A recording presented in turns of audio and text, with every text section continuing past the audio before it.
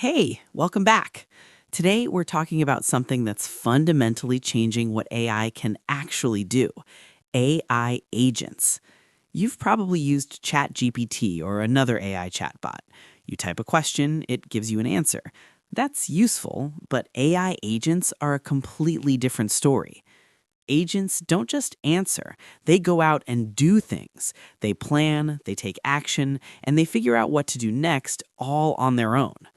By the end of this video, you'll know exactly what an AI agent is, how it works, and where you're already seeing it in action.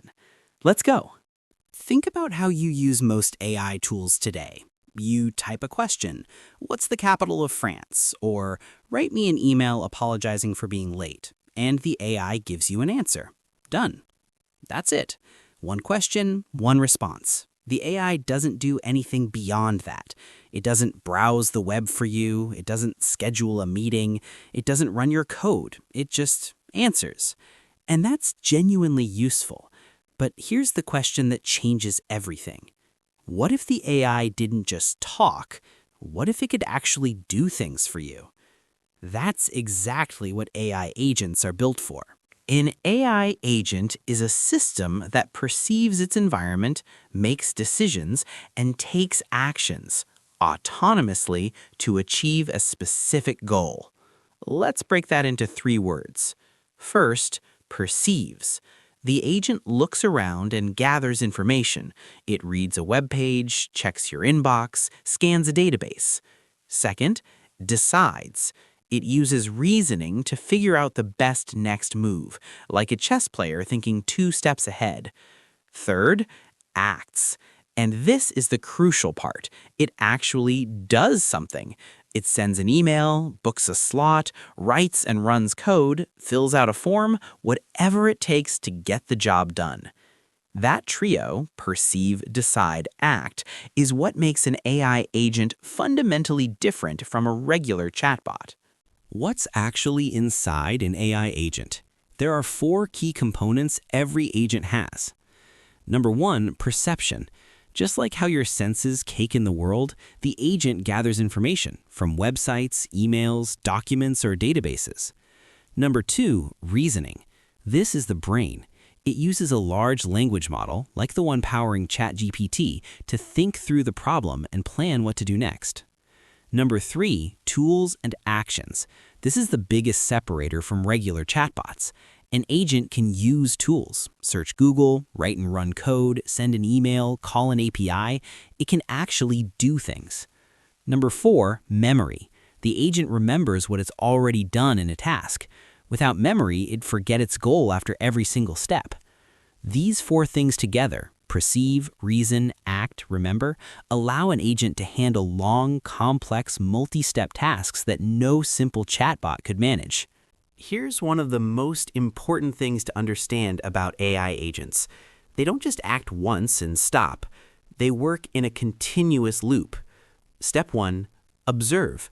They look at the current situation and gather information. Step 2, think. They use reasoning to decide what action makes the most sense right now. Step 3, act. They do something, using a tool, calling an API, running code. Step 4, reflect. They check, did that work? Is the goal reached? What should I do next? And then the loop starts again. Look at the example here. You say to the agent, book me a dentist appointment for next week. It reads your calendar, sees Tuesday 3 p.m. is free. It searches for nearby dentists. It calls the booking API and picks Dr. Kim at 3 p.m. It confirms and adds it to your calendar. Done. Automatically. That whole sequence happened through the loop. So not all AI agents are built the same. There's a whole spectrum. On one end, simple reflex agents. These follow a fixed rule. If X happens, do Y. A thermostat is a classic example. If it's too cold, turn on the heat. It's technically an agent, but a very primitive one. No memory, no planning. Then there are goal-based agents. These have a target they're working toward and plan multiple steps to get there. Your GPS navigation app is a great example. It knows you want to arrive fast and it calculates the best route. And then learning agents, the really exciting ones. They get smarter over time, learning from feedback and experience.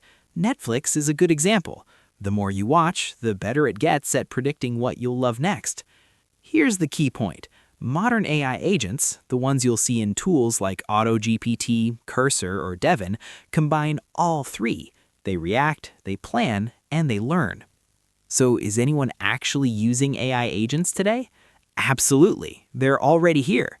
Coding agents.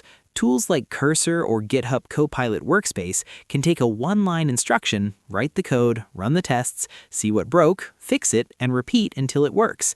Developers are using these every day. Research agents. Perplexity AI is a great example. You ask a question, and instead of just using its training data, it browses the web, reads multiple pages, and synthesizes the answer for you, with sources. Email and calendar agents. AI features in Gmail and Outlook already read your emails and suggest replies. The next step, agents that fully manage your inbox and calendar for you, is already arriving. And shopping agents. Imagine telling an AI, find me the best running shoes under 80 pounds, and it actually browses multiple sites, compares prices, reads reviews, and hands you the top picks. That's happening now. These aren't prototypes. These are real tools you can use today. A question I get a lot: what's the actual difference between an AI agent and something like ChatGPT?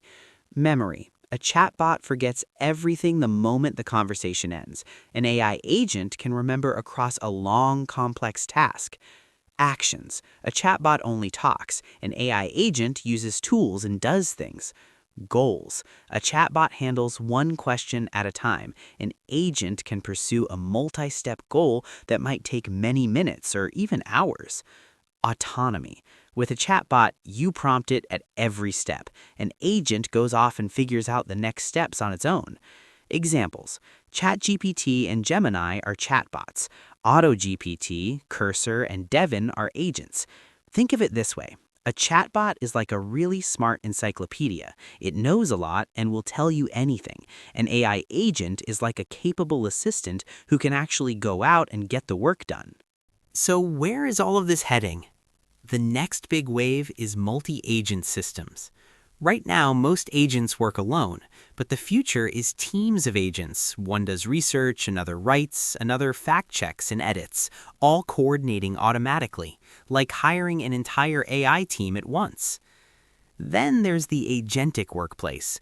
Imagine AI agents that run in the background all day, handling your emails, scheduling meetings, pulling together reports, analyzing data. Not as tools you have to open, but as colleagues who just get on with it. And agents on the web. AI that can navigate any website, fill in forms, make bookings, and interact with online services the same way you would. Available 24 hours a day, 7 days a week, with no breaks. None of this is decades away. Versions of all three exists today, and they're improving very fast.